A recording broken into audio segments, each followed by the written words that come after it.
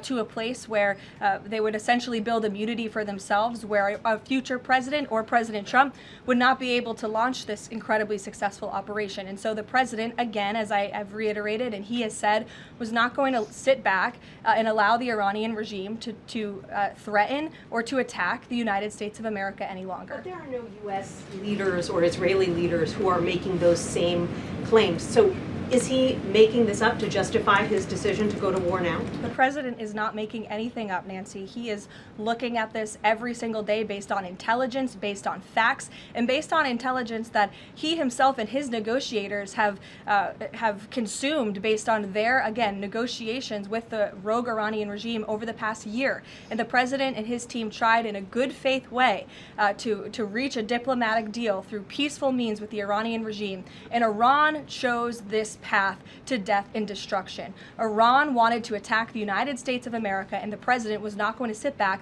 and allow that to happen. He was not going to sit back and allow that to happen, and everyone in this room should be grateful for it. John.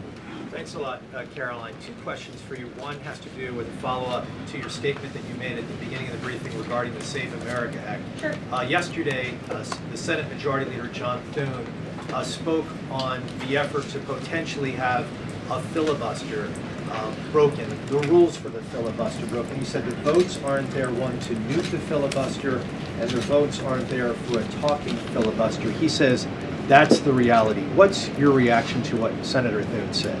Look, I think President Trump, the urgency behind his need to pass the Save America Act and his desire to get this country-saving legislation passed has been made quite clear. He wants all options on the table, and he wants the Senate to move as quickly as possible through whatever means necessary. And then secondly, just regarding the president's trip tomorrow, looking ahead, why Ohio and why Northern Kentucky? Well, why not? These are two great states with great Americans.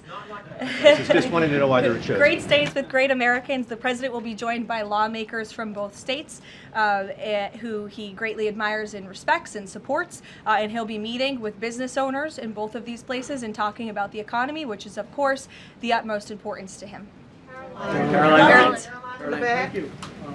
Last week, the Energy Secretary issued a waiver for India to get oil, Russian oils, during this energy crisis. Yes. Have you spoken to the President about it? What's the idea behind this?